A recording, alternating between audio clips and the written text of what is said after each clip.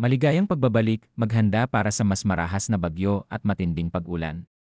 Mangyaring i-like ang video na ito at ibahagi sa iba upang makakuha sila ng tamang impormasyon at mag-subscribe sa aking channel upang makakuha ng susunod na mahalagang babala.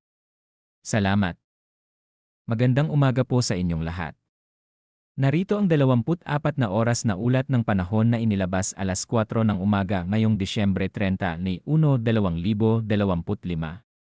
Habang papalapit ang pagsalubong sa bagong taon, patuloy nating binabantayan ang mga sistemang pangpanahon na nakaapekto sa iba't ibang bahagi ng bansa upang manatiling ligtas at handa ang bawat isa sa kasalukuyang sitwasyon. Ang Northeast Monsoon o amihan ay patuloy na nakaapekto sa Hilaga at Gitnang Luzon.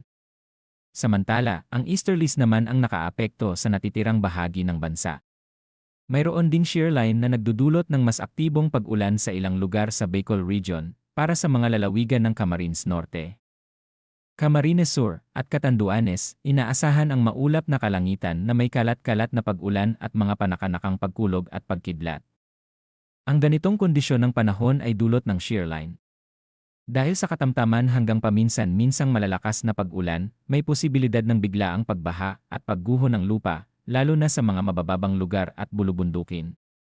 Mahigpit na pinapayuhan ang mga residente na maging alerto at maghanda lalo na sa bisperas ng bagong taon, sa Visayas, Palawan, at sa natitirang bahagi ng Bicol Region. Mararanasan ang maulap na kalangitan na may kalat-kalat na pag-ulan at mga pag-ulan na may kasamang pagkulog at pagkidlat.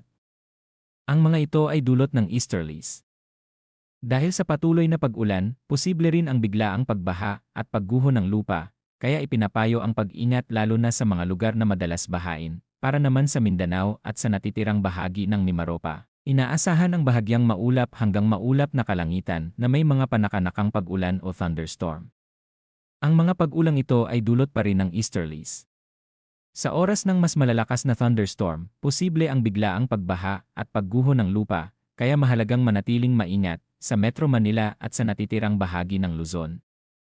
Inaasahan ang bahagyang maulap hanggang maulap na kalangitan na may mga panakanakang mahinang pag-ulan. Ito ay dulot ng patuloy na pag-iral ng amihan. Sa pangkalahatan, wala namang inaasahang malaking epekto sa mga lugar na ito, ngunit mararamdaman ang mas malamig na simoy ng hangin, lalo na sa gabi at madaling araw, tungkol naman sa lakas ng hangin at kalagayan ng karagatan. Sa hilaga at silangang bahagi ng Luzon ay inaasahan ang katamtaman hanggang malakas na hangin na nagmumula sa hilaga hanggang hilagang silangan. Dahil dito, ang mga baybaying dagat ay magiging katamtaman hanggang maalon. Pinapayuhan ang mga mangingisda at maliliit na sasakyang pandagat na mag-ingat at iwasan ang paglalayag kung hindi kinakailangan. Sa natitirang bahagi ng Luzon, ang hangin ay magiging mahina hanggang katamtaman mula pa rin sa hilaga hanggang hilagang silangan, at ang lagay ng karagatan ay bahagya hanggang katamtaman. Sa iba pang bahagi ng bansa, kabilang ang Visayas at Mindanao, ang hangin ay mahina hanggang katamtaman na magmumula sa silangan hanggang hilagang silangan, na may bahagya hanggang katamtamang pag-alon ng dagat. Batay sa naitalang datos sa nakalipas na 24 na oras, ang pinakamababang temperatura ay 23.5 degrees sentigrado na naitala bandang alas 5 ng umaga. Ang pinakamataas na temperatura ay umabot sa 31.2 degrees sentigrado bandang alas 2 ng hapon.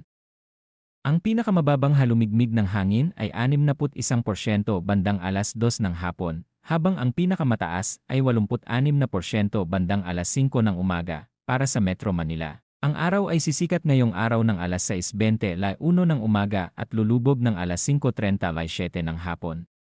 Ang buwan ay sisikat ng alas 2:19 ng hapon at lulubog ng alas 2:40 ng madaling araw. Ang liwanag ng buwan ngayong araw ay tinatayang 88%.